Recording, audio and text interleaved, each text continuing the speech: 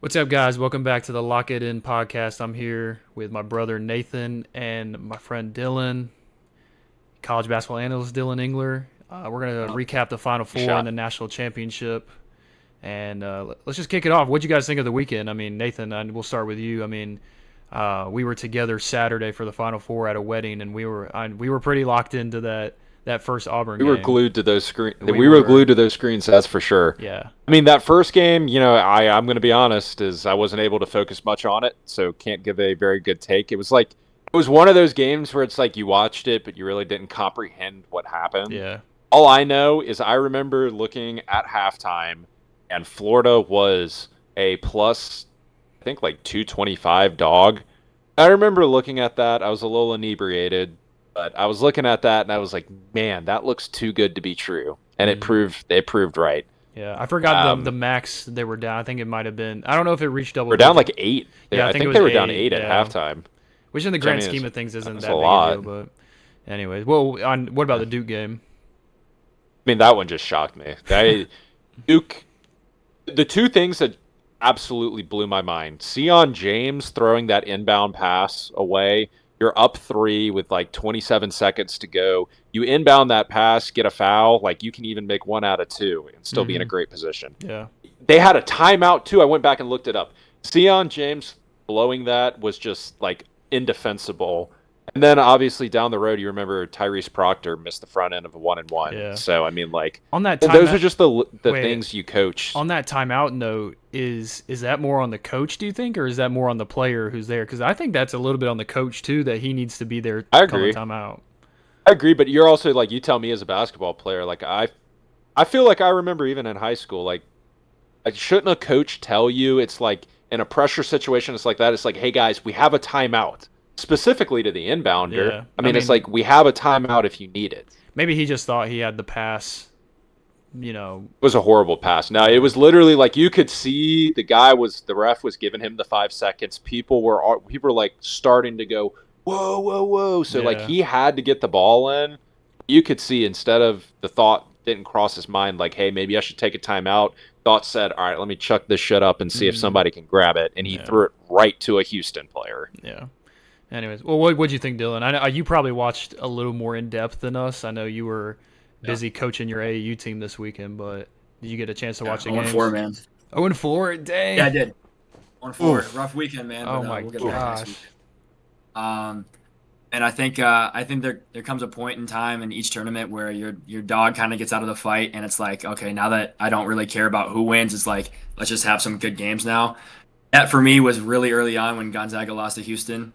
So this Final Four, I was just hoping for 3 good games, and man, I could not have been any more happy with how the games turned out. Hmm. Obviously, the Florida and Auburn game, great game. Florida is just so they just play so fast. They shoot so many threes. Waller Clayton had 34 points, 18 shots, 5 for 8 on threes. Final Four player of the year. They win it because of him, right? They're down, I think 8 at half, like you Yeah. said. Hmm. And they just come back, and there's no quit in Florida. So it's funny. The first game, I had Auburn winning. I thought Auburn was going to win when we talked last. Florida ended up winning. Then we go to the second game. Man, game of the tournament. Honestly, the Houston and Duke game. Hmm. The thing with Houston. Just watching that game, I was with my buddy, and just watching it, I was like, there's 4 minutes left, and I'm like, man, there's just not enough time, and even when Houston's coming back, I'm like, it's just not enough. It's just not enough. And then they cut it to 6, and I'm like, man, it's closer, but it's still not enough. It's still not enough, and I'm not really believing in it until until Proctor misses the front end of the 1-on-1, and I'm like, oh my gosh, like this is actually gonna happen. Like Houston's gonna come back and win. And it just, I mean, Sampson, he's just such a phenomenal coach. It's like Houston just drags you to the pit of hell, and in order for you to win a game against Houston, like you are you have to win. Like you're not beating, like Houston's not gonna lose. Like you have to beat Houston, if that makes Hmm. sense. Yeah. And Yeah. Houston just drags you down, keep it going. I mean, there's just as long as there's time on the clock, Kelvin Sampson and Houston, they're just gonna keep fighting. So yeah, both those games are phenomenal. And then we can get into the final game too. But man, those 2 games were probably the best 2 Final Four games in consecutive games that I've maybe ever seen. I Yeah. think I can't remember another 2. I agree with you. Going back to the Duke game, if you got, I know Nathan already kind of said Sion James was obviously the dude that threw the bad inbounds pass and stuff, but Dylan, who do you think was who do you think takes the most blame for this Duke collapse? Do you think it's a lot on Cooper Flag? Do you think it's John Shire? Like, what do you Yeah. think it is? It's Shire. I mean, at the end of the day, like they're playing not to lose in that situation. I think they had one field goal in the last 10 minutes. I think that was Cooper Flag's three in the right corner with like 3.5 minutes left. I think that was the only field goal they had in the last 10 minutes, and you could see like, and you can't out Houston. You just can't do it. So when there's 10 minutes left and you start playing slower, it's just going to favor Houston no matter what. So and I get that you don't want to run fast and run up the score, but at the same time, like you got to keep the pace of play up. Like I said, like once the pace of play drops a little bit, it's going to favor Houston. That's a Houston type of game. The one time that I've seen somebody out Houston was Florida in the second half of the championship game, and we know how that turned out. But Yeah. man, I don't know. I think Shire's just young. He learned from it. You could tell from his post game interview he was really upset with how he coached, and he even said he was like, "Man, I feel bad for how I handled the game," and I think he takes a lot of responsibility, which he should. I mean, I think at the end of the day it was his fault, and obviously the players are the one that make shots. But man, I think it's just a learning experience for him, for the players. He'll be back. He's John Shire. It's Duke. They'll be back, but Mhm. a lot to learn from him. Yeah, at the end of the day, it's his fault. I think a credit I to think to answer your question, Steven, I think everybody but Cooper Flag was at fault for Duke. I mean, I don't know if you've seen this, but Malawak, the center, you know how many rebounds he finished game. with? Yeah, 0. Finished with 0 rebounds. Maurice Proctor missing the front end of a one-on-one. Sion James throwing the ball away. Shire just, coaching incompetently. To answer your question, everybody but Cooper Flag was at fault for Duke's loss. Yeah, I agree. I saw something. Well, and this is not to discredit the year that John Shire has had. I mean, I saw the interview that Jay Wright did with him and Kelvin Sampson before the game, and they were Yep. talking about. Kelvin Sampson was talking about how much respect he has for John Shire, and Kelvin Sampson is one of the most respected coaches in college, and for him to say that the young coach for Duke, that one that the heir to Coach K, and he was like, no one talks about the Coach K anymore. No one talks about that was his program. Like this is John Shire's team now, and I think that's a credit just to like the year that they had and like obviously he got the players, but he took it to the next level. And I mean they were 34-3 or something. Like hey, you can't even if you get the best players, like you don't just win the games automatically. So credit to him. I Yeah. mean they had a great season. I fell short. I think it all probably from middle of conference play on, I think it was pretty much championship or bust for them. So they made it to the Final Four and lost a game that they should have won, and it still feels like a disappointment. So I mean, we'll see what the roster looks like this next year, who leaves, who comes back. But curious to see what the team looks like next year with a different level of talent coming in freshman wise. But anyways, going to the championship game. We'll start with you, Nathan. I mean, what stood out the most this game? I mean, like Dylan was saying earlier, this was a slow, grinded out game. Favors Houston. Houston was basically all over the game for the first, I don't know, 32 minutes, and then the final 8 minutes, Florida just stormed back, and I mean they were hitting shots, and I mean this was just an all out effort game. How I feel about the game, which was really a kudos to the talent Florida has, was I felt that Florida beat Houston last night and they didn't play remotely close to what they were capable of. I felt like we saw Florida on a bad night beat Houston on their best night, was what it felt like. Was Houston played incredibly in the first half. I honestly did not see how Houston came out and played that well. I just didn't foresee that. And then when you get to halftime and you realize, well, shoot, this is a 3-point game. I mean, it feels Walter Clayton's 0 for a gazillion and only down 3 at halftime. Like, what's going on here? Like, it truly felt that you got Florida's E- performance, Houston's A+.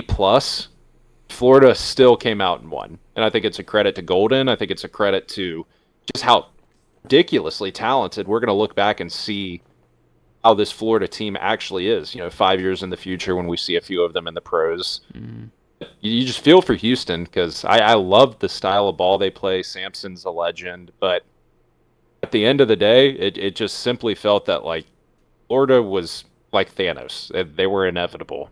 Yeah. What about you, Dylan? What'd you think? Yeah.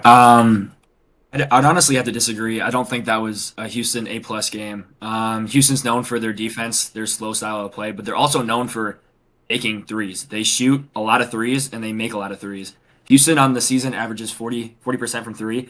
They went 6 for 25 in the championship game, which is 24%.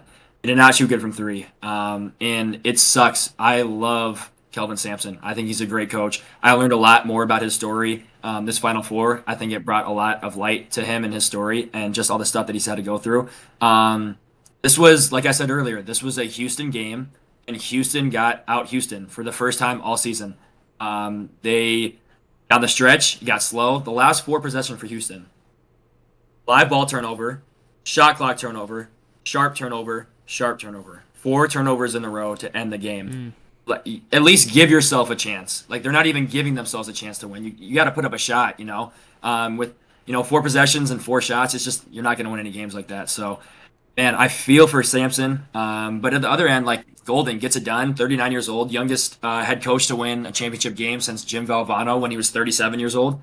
Man, that's a powerhouse. SEC, as we all know, is easily the best conference in college basketball right now, and they're only going to get better with NIL. Man, I think that Walter Clayton, I don't think nobody's really talked about this much, but Walter Clayton, although he had a rough shooting night, I think he had 11 points. He had 7 assists, and a lot of those assists were in the first half. I thought that it was interesting the halftime adjustment that Florida made. If you watched it a lot in the first half, Houston really heavily trapped the ball screens with Clayton in it, and so it was hard for Clayton to get anything going because they were just firing. They were just really hard double teaming on Clayton, and so I mean Clayton's only so good. Like, he's only going to be able to score so many points on a double team. So his ability to pass out of that, and Richards going off. I think he had 4 threes in the first half. He had 15 points, I think, all in the first. That was big. That's he kept them in the game, and once it got down the stretch, they out Houston. They just hard-nosed defense. They slapped their hands on the ground and said, "Let's play. Let's play. We're not out of the game. We're down 12 in the second half. We're not. It's not over though." So a ton of credit to Golden. Ton of credit for Florida. Man, they out Houston. There's not a lot of times you can say that. Yeah, going back to that final play, like, you just got to get a shot off. Well, we'll start with you, Nathan. Like, what do you think of the play call by Sampson to call? Basically, they were going for the win. They were going for a 3. I mean, it started. I thought it was perfect. It started with 20 seconds left when the possession started, and Sharp didn't even touch the ball and shoot it until like 5 seconds left. I thought they kind of dragged it out a little bit. I think they should have looked for. They didn't necessarily have to go fast, but I think they definitely needed. They should have gone for a quick hitter, easy layup, and if it wasn't there, then back it out, take a 3 if that's what you want to do. But I don't know. What do you think about that? I think they could have, but I watched Sampson talked about he'll play for about 2 minutes in his post game, and I watched it timed up with a video. The play Sampson drew up had multiple options that I think it's kudos to Florida that they just did a better job of guarding the first and second option of the play Sampson drew up. That's why you're getting 15 seconds into the play. You're down 15 seconds. Now you're looking at Sharp as the third option. I mean, it's what Sampson said. Watching it back, obviously, is hindsight. But Sharp's coming off that double screen, gets that ball at the 3, and Sampson said that their coaching point on that is to expect a shot fake and get to the paint. Now, granted, it's like you said, he was the third option. I think there was 5 seconds left at that point. So he may have been thinking, like, I've just got to get a 3 off. But when you watch it back, if he had done a simple shot fake, I think Walter Clayton was already in the air before he even started to shoot. Yeah. So shot fake into the paint. I mean, that's what Sampson said they were looking for out of that particular part of the play. I honestly just want to give credit to Florida more than anything. I think Florida did everything they could. Florida just guarded it best they could. Yeah, I don't think they were necessarily going for Sharp there. I think he was, like you said, he was like the third option down on that. It was the third option. Because it started with with Cryer passing it to Uzan on the Yeah. wing, and then it looked like it was going to be a flare for Cryer, but it wasn't there. Yeah, but Clayton did a great job on that. I mean, that's what kind of what Dylan was saying was Clayton didn't have the greatest offensive performance, but he stepped up in other ways, and specifically on that last play. I mean, he's the smallest guy on the court, I think, and he stepped up and bodied whoever that was, took away that first option, made him go to the second, third, and game's over. Yeah. What about you, Dylan? What did you think of that? Would you have gone for a quick hit or two, or are you going for the three? Yeah, no, I'm with you. I think initially you go for a quick two. If it's not there, one thing that I think Duke really did well this tournament, if you watch their games again, they ran Spain really well. Steve, I know you know what Spain action Yeah. is like when you have best ball handler up top and then you have a shooter underneath the basket and you kind of have like a middle screen and roll. Man, I think even a Spain action there gets something done. Having either I'd probably put Cryer as the ball handler and then have Sharp underneath the basket and have Sharp replacing. That's what I would have done. That's what I told my buddy in the moment. I said that's what I think was going to happen. But looking back on it, I think it's pretty interesting if you freeze frame it right on when Sharp was going to shoot. I think he could have got the shot off. Like I think there was enough space where like he could have got the shot off. Like I don't think it's egregious to say like he needed to like shoot super fast. And then yeah, like Nathan was saying, if it's true that like they were drawing up like, hey, he's probably gonna come out for the shot fake, so shot fake can go. That's obviously gonna be like implanted into his head. So like in midair, he's like, oh man, like I shouldn't be shot faking this, and like messes up in midair, you know. But like I said, if you look back on it, I think he had the shot right away. And yeah, credit to Florida too. They did a great job defending that. And I was listening to Florida's post game, and they were kind of talking about like what action they think was going to come out of it. And they thought that Sharp was not going to be it. They thought it was going to either be Cryer or Richards or Roberts. Yeah. Roberts. Coming out of it, you know, Cryer gets off of it, and Clayton has to go down, and you can see Clayton focus on the ball. And last second, he sees Sharp come out of the corner of his eye. He's like, "Oh, I got to get there." And credit to Clayton. I mean, great close at it. He wins the game, right? He wins the game. So great defense from Florida too. Like I said, I mean, they out Houston. Like that was fantastic defense for the last 10, 15 minutes. You know, they're down 12 points with 14 minutes left. It's the defense that got it done. Like they never were really explosive on offense the whole time. They just grinded, and that last play, like I said, I think you maybe you put them in a Spain action, but even the action they got wasn't bad. Like they got a good look. They just didn't trust the shot. Maybe Sharp, like I said, Sharp was in his head. Maybe he was planning pump fake before it even happened. Yeah, and then by the I time think you hit the nail on the head with that. Yeah, I bet you got the coaching point there combined with the pressure of you're taking last second shot in the national championship. You know, I can see where a mistake was made there.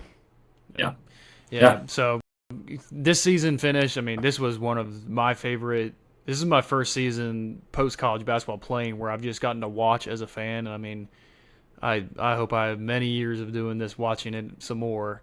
But going in after the season ended and learning what we learned from this year, kind of with the way NIL and the transfer portal is going. What really are you looking forward to next year? Do you see? I know me and Dylan probably have been tracking a little bit of the transfer portal.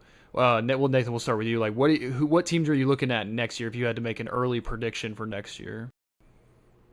And I can barely wrap my head around what's happened this weekend, but I'm going to stay true to my Duke Blue. Looking forward to see how they replace. I mean, not even to glaze here, but I mean, realistically to say, it's like they're going to replace what 4 or 5 guys. It's going to be a whole new team. I'm going to be really interested to see like how Shire does that. I couldn't tell you one high school recruit they have, so I don't know anything. I doubt they've picked up a transfer yet, considering they've been dealing with basketball, obviously. Yeah. So I'm interested to see how Duke transitions with a completely new team next year. Mm-hmm. What about you, Dylan? Yeah, I think it's going to be interesting season for sure. I think AJ Dembayowski or something, number 1 recruit. Yeah. Number 1 recruit out of high school going to BYU. I saw already on Twitter like the too early preseason rankings for next year, and they got BYU in the top 15. So. And they had a good season this year, right? I think they kind of put some people on the map during the tournament. So I think they're a sleeper for next year. Another guy I'm looking forward to is Chris Senak, actually from my alma mater, Link year.